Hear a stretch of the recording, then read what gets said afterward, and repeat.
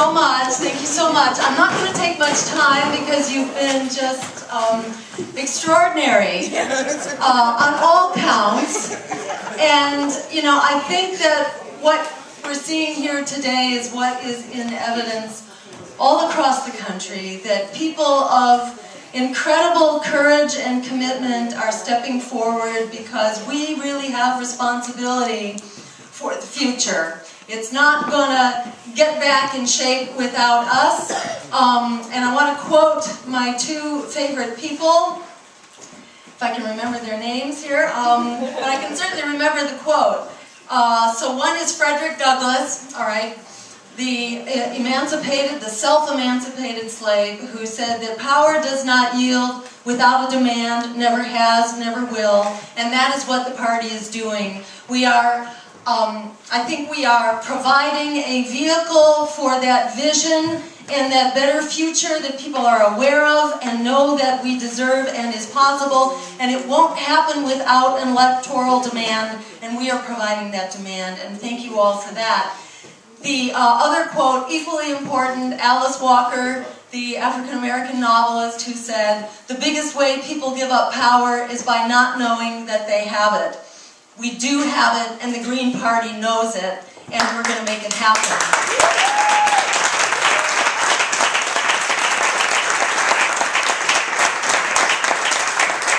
And I also want to honor and respect this discussion that has just taken place, which is a difficult one. How do we balance pragmatism with our values of inclusiveness, our values of diversity? You know, that's really kind of a discussion that was going on here. How are we an inclusive party and an inclusive community at the same time that we are pragmatic? And I think, you know, it's a tribute to this group that you were able to work that through, I think, in a very honorable and optimal way, to be endorsing and respecting both of these wonderful candidates and agreeing that we as individuals are going to work to help them and to promote their campaigns, and that individually people will be taking it on themselves. If everybody in this room went out and got 20 friends and colleagues to pull a green ballot, 20 of them, you know, there's a good chance that we will make that. Even if they are in two camps, and in working in two camps, we're going to build a bigger momentum for the party. So more power to you for having worked this through, and I think this is what we do as Greens. You know, as Greens, we are trying to figure our way forward, both inside the box and especially outside the box, to be both places at once, and to give people a better vision and a better sense of how we get forward, and to be pragmatic at the same time that we are idealistic and visionary. It's not an easy road to hoe, but we've been doing it somehow just magically, and I think we're going to keep doing that. I want to mention a couple things specifically.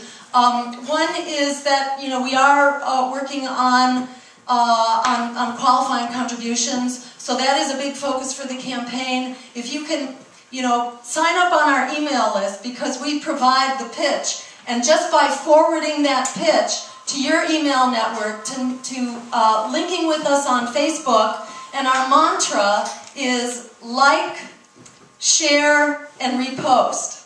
Like, share, and repost early and often, many times a day. That is what brought down dictatorships in the Middle East. That's what's going to move our vision forward here in America. So that's one thing I'd ask you to do, is to be a part of that, both with regard to fundraising and just letting your friends know that by making small contributions we can really push ahead in a big way.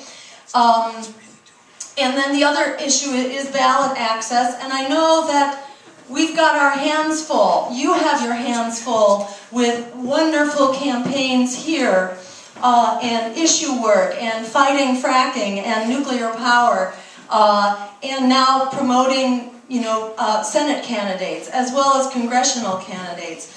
It's a very full agenda, but at the same time, you know, the presidential race, I think also comes back to support all of those things that we are doing and helps people realize that our other electoral campaigns really have a broader context and a broader framework, so it supports that work.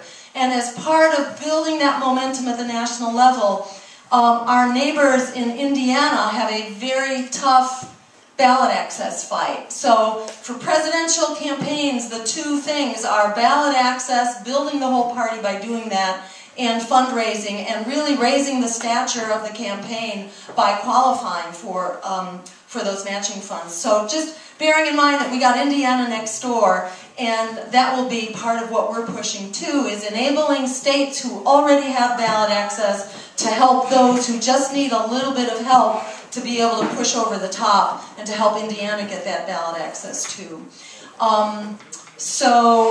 Those are key focuses. When you do go on the website, if you register as a volunteer, you can specify your area of interest so that we won't be bugging you about things that you're not interested in, because I know everybody here has a full plate. But you know, if you think of it again like being on a boat, that the motto for sailors is one hand for yourself and one hand for the ship. And in this case, we've got a state ship, which is really important, and state campaigns, which are very important, and the national campaign. And how do we do it? You know, how do we do this all? We do it by sharing our vision and our resolve and our courage with our networks and with our communities, and by feeling good about each other and feeling good about what we're doing, and this incredibly awesome responsibility and honor that we have, really to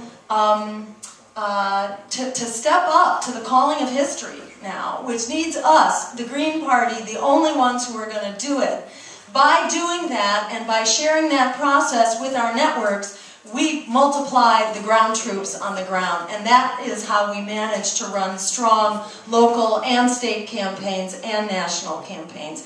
Because we're building a community as we grow, and that takes on a life of its own, which will grow with us. So thank you so much. I'm not going to take any more time. I look forward to seeing you in Baltimore. Keep up the great work. Thank you so much.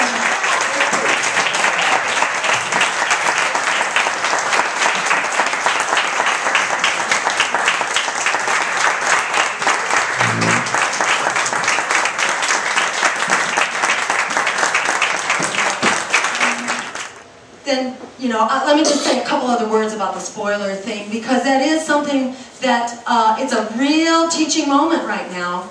And I find that people are really ready to listen and to rethink that now. And when early on out in California, we had an interview with a diehard Democrat who has, she's a radio host for National Public Radio. So put those things together, diehard Democrat and National Public Radio, and you've got a really, you know, kind of intransigent radio host. That's what I was expecting at any rate, you know. And of course the conversation began with, well, aren't you just going to do another Ralph Nader here and ensure that the Republican is going to win? And one of the things I said to her was that, well, having lived under Mitt Romney for 4 years, who was followed by the poster child for progressive Democrats, I know that there is not one whit of difference between them. Nothing changed when the baton passed from Mitt Romney to Deval Patrick. Nothing changed in terms of the healthcare system, right? This was Romney Care that then became, you know, our healthcare system under Deval Patrick, you know, and soon to be under Barack Obama. So from the healthcare system, you know, on down, we've already gone through the litany, but, you know, having lived under Mitt Romney, what's there to lose here? There's really not much to lose. If you do argue that there is a difference, you know, and say that on the Republican ship, under the lunatic Republicans, we're going to sink the ship faster, maybe, it's arguable. At least under the lunatic Republicans, there would be a fight, and we would be revived, you know, as advocates for our democracy. Look what just happened with the SOPA Act. You know, we got up and we got angry and we spoke out and we stopped the SOPA Act. without any help from the corporate press. They never mentioned it. We still need it. You know, our model for fighting needs to be Tunisia and Tahrir Square, not MoveOn.org. We're not asking for permission, you know, of the corporate-controlled press here or the corporate-controlled legislature. So what I said to her was, you know, we can go down with the ship really fast under the Republicans, and it's arguable which will go down faster, but, you know, it's clear that we're going down with the ship under the Democrats, no matter how you cut it, whether you're looking at the war or the economy or workers' wages or the environment, hint, hint, you know, listen to that State of the Union speech. The environment is going down really fast here under the Democrats, at least as fast as it would be going under the Republicans, because there ain't no fight about it. So, you know, when you're on a sinking ship, what is it that you want to do? You want to get off onto another ship that's sinking just a little bit less quickly? That's not what you want to do. You want to get into a lifeboat. We are about launching that lifeboat. We have to get it launched. And whether we are 2% or 52% of the vote, at least we have done that launch. Remember this, for at least a decade we have been told to just shut up and vote for the lesser evil. Trust them, they are just politicians sponsored by the same Wall Street money, but shut up in any case and just go with that lesser evil. So we have 10 years of experience now with the lesser evil. And basically what we have learned is that the politics of fear has brought us everything we were afraid of. So it's time to stand up, it's time to get our spine, it's time to lead forward. Democracy needs values. It doesn't function in a vacuum where all the voices are corporate sponsored.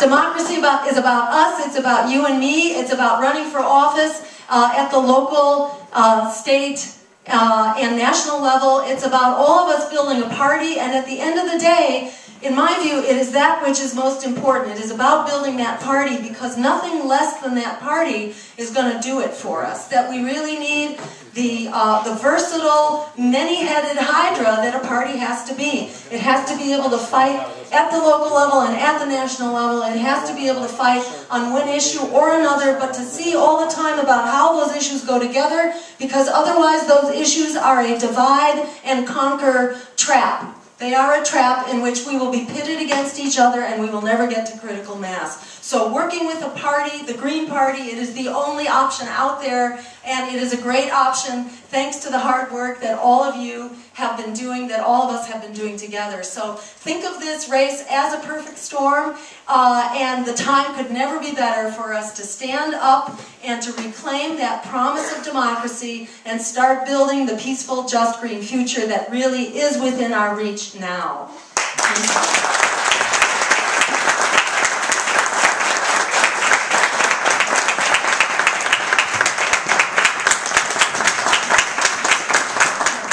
Grow the party and saw that that could really happen, to where now in Massachusetts we just ran a campaign for legislature, a special election, where we came within 200 votes of actually winning, and we actually got the endorsements of all the groups that typically endorse only Democrats, including the Young Democrats, and I believe the Progressive Democrats of Massachusetts also endorsed us. They were certainly helping. And then the environmental groups, who've typically been very, shall we say, extremely cautious about showing any public support for our candidates. The labor groups, all of them lined up to support the Green candidate, even though there was a Republican in the race and there was a Democrat in the race. But it was obvious the Democrat was really carrying the agenda of the Republicans, so why even bother? It's getting to the point that people are starting to take this really seriously for a whole lot of reasons. So it said to me that if we do this work and we use our elections to actually build the party, we can both run really strong elections and we can build the party and come out stronger. So all of that is background to getting here. And the reason I think for us to stand up really strong now, obviously, is that we are in the middle of this upheaval, you know, this eruption of a movement for for democracy and justice that is breaking out all over, from the student strikes in Europe to the democracy revolutions in the Middle East, the uprisings in Wisconsin, and the Occupy protests all over the country. Add to that polls are now showing people are leaving the establishment parties by the droves, by the millions actually, and it's a presidential race. So it's like this is the perfect storm for taking back the promise of our democracy and building the peaceful, just, green future that we deserve and that actually is within our reach. So this is the perfect storm now to stand up for it. And as we all know, push is coming to shove, politics is no longer hypothetical. It really is coming home to us. And the crisis we are facing in the economy, the environment, in basic human rights for healthcare and housing and education, and in these massive expanding wars, which we're hearing from the president, will be fought more efficiently with robotic drones and the likes. So don't worry about it. You know, that it's reached a point now where if we don't stand up, you know, we got to do that. We got to stand up while we still can. So the need has never been greater. And what the two parties have brought us now, and it's really clear because Obama has embraced the policies of George Bush and has extended them on everything from the massive Wall Street bailouts, which he expanded and was a major proponent of, and which he then just sort of turned a blind eye towards for such a long time. The bailouts for Wall Street, the layoffs for Main Street, the attacks on Medicare and Social Security, the declining wages for workers, which have been driven, you know, in significant part by these free trade agreements that make it impossible for workers to be able to negotiate, which Barack Obama has, of course, expanded. He's not only supported them and cheerleaded for them, he's now expanded them recently. The expanding wars for oil, the privatization of education, the attacks on our civil liberties, which I'm sure people in this room are aware of with the new National Defense Authorization Act. Not only did he give his stamp of approval in the renewal of the Patriot Act without any safeguards, it was renewed, basically carte blanche, and those civil liberties were further dismantled with the NDAA. And then, of course, the plundering of the environment and the driving of the climate over the cliff. If people had the fortitude to watch the State of the Union address, did people see that? I had to force myself to watch it. I had to watch it because we then had a Green Party discussion about it. Otherwise, I would not have watched it. I would prefer to just hear about it, you know, reading about it, than have to like watch it and get all bent out of shape. But you know, there he was basically saying, drill baby drill. Let's open up our national parks, our state lands, and our waters, you know, and let's just drill. It's only 75% of it, but let's just go for it. And let's make things more efficient. Let's get rid of those burdensome regulations so that we can just go ahead and, you know, and build. Like deregulation did so much good for the economy. Let's do it for the environment, you know. And this was Barack Obama, you know, sort of making absolutely clear that under the Democrats and under his watch, we've basically accomplished everything that the Republicans wanted, but without resistance, because there was the face of a progressive Democrat that was arguing for it. So, you know, it's clear that we need to stand up, but this is the wonderful thing, that people really are standing up now in ways that we haven't seen in generations, that a whole new generation of young people is coming of age now politically, at the same time that they have been on the short end of the stick, that they have been the recipients of environmental injustice and education injustice and climate injustice. We're starting to talk about the concept of generational justice, because the younger generation is being slammed. And, you know, to talk about justice, we know that people of color have been in the position of having basically 10 cents on the dollar for families, Caucasian families basically have $1's worth of wealth for every dollar's worth of wealth owned by a Caucasian family, that a family of color in the past had 10 cents. Well, over the last 8 years or so, do you know what happened to that 10 cents? It went down to 5 cents, you know. So that's where we're going on economic justice, where families of color basically have 1/20th. Now, comparing generations, to look at what the young generation has in terms of wealth compared to the older generation, it's even worse than that. It's something like 47 to 1, I think. So it's like 2%. Heads of household who are under 35 have on average about 2% of what households have on average who are 60 and older. So there's this incredible generational injustice now, which is compounding racial injustice and compounding environmental injustice and all that. So, you know, it's clear that what's going on here demographically is this very powerful coming of age of those who've been most exploited by the system and for whom there is actually no hope going forward.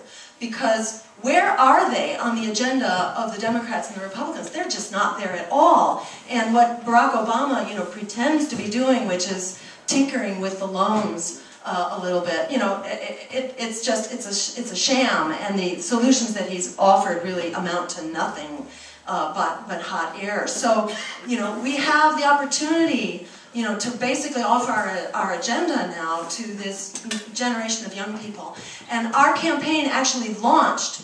We formally launched at Western Illinois University, where I had received a phone call early in our campaign from a young woman who introduced herself to me as my campaign manager for Western Illinois University, because they were holding a mock election. Turns out their mock election is less of a mock than our mock election, because our mock election, you know, hands down, is just controlled by, you know, casino magnates in Las Vegas who can throw $5 million into Newt Gingrich's campaign, and then poof, all of a sudden, he's like the major contender, you know. So their mock election doesn't have that money. So we thought in our campaign, well, heck yes, you know, this is exactly what our campaign is about, is young people. Let's go there and let's launch our campaign there. So we did, and I had 6 minutes to make the case to these young people who've never voted Green, who've never voted progressive, who've never voted third party.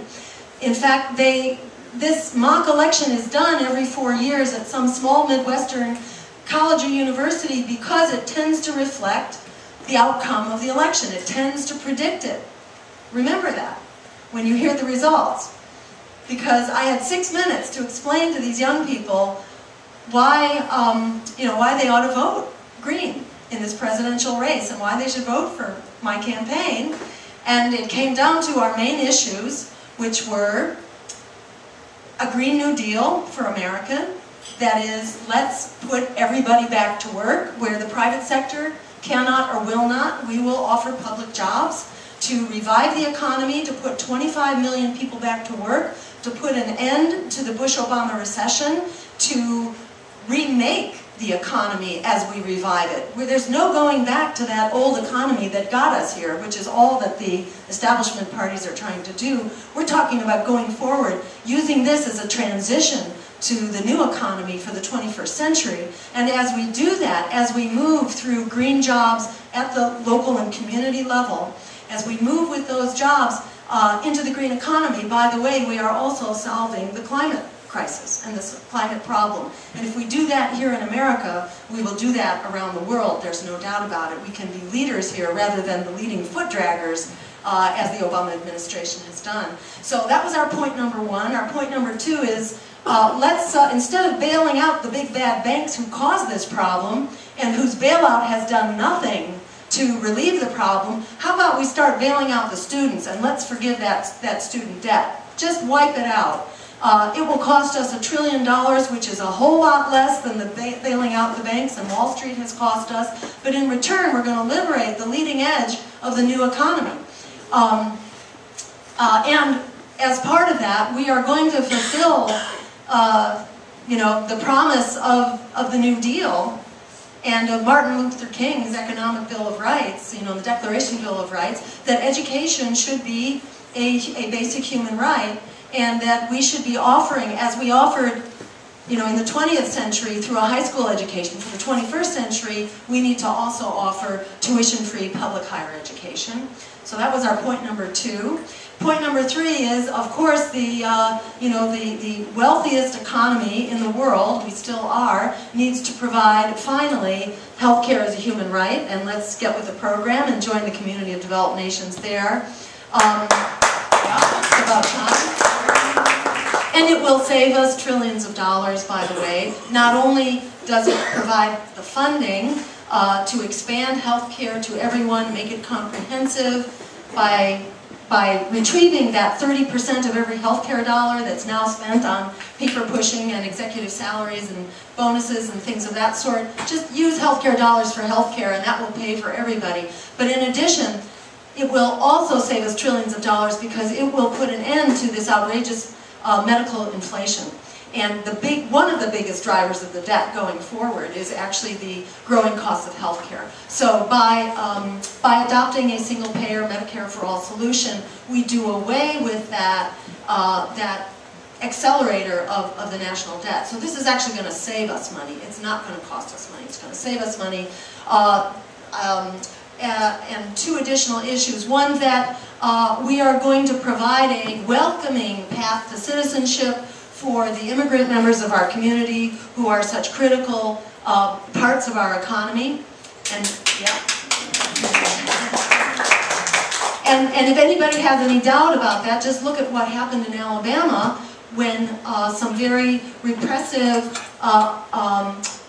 inhumane legislation was passed, anti-immigrant legislation was passed, and the farm workers left, and the tomato industry crashed to the tune of billions of dollars. So, you know, the immigrant members of our communities are very valued contributing members of our economies, and the so-called Secure Communities program that Barack Obama has launched, which he is going to make mandatory, by the way, by 2014, I believe. They've now announced they're going to make this program mandatory, and it basically, you know, it's horrible. It's a civil liberties violation. It allows people, it allows police, it makes local police the enforcement arm, basically, of the National Immigration Service, and it gives them police powers to stop anybody that they think might be violating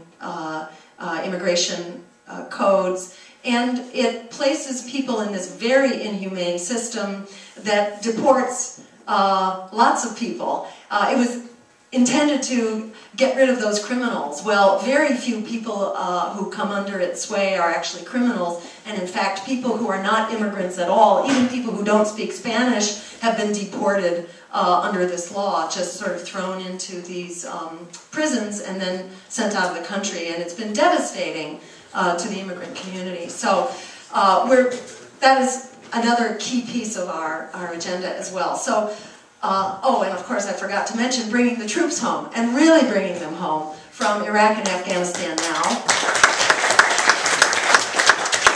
Not leaving 10 and 20,000 person strong private security forces and security Secretary of State, you know, personnel who then need to be defended by armed forces and drones, you know, which are violating the national airspace of more and more countries all the time and killing more and more civilians all the time.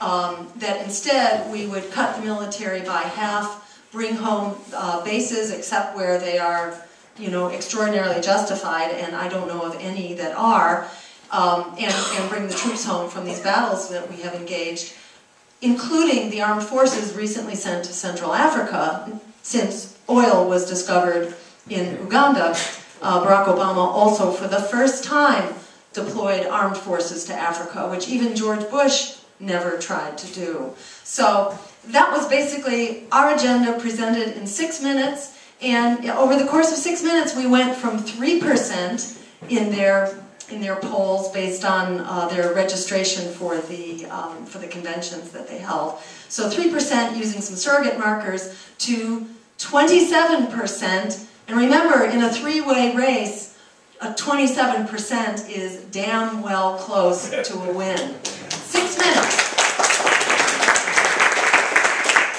Okay, so you can hear me? Okay? Yeah. Okay. All right. Great. I forgot that 1 point for college students that you mentioned.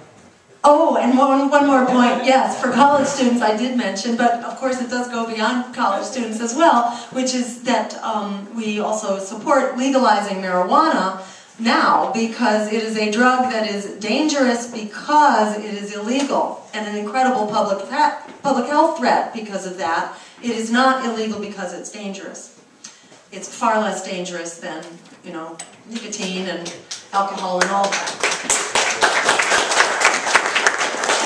And, you know, I'm a medical doctor, so, you know, I don't personally advise chemical substance use, even, you know, alcohol and nicotine. So, I mean, you can say I'm kind of over the top, but I'm certainly not an advocate for marijuana use. On the other hand, I strongly oppose, you know, the criminalization of marijuana because it is not a harmful drug, but it has an extremely harmful impact on our communities. And, you know, to consider that 1 out of every 3 men of color, I believe the statistic is now, is either in prison, on parole, or probation, you know, in large part because of the use of these very racist and drug laws, which have been enforced in a very racist way.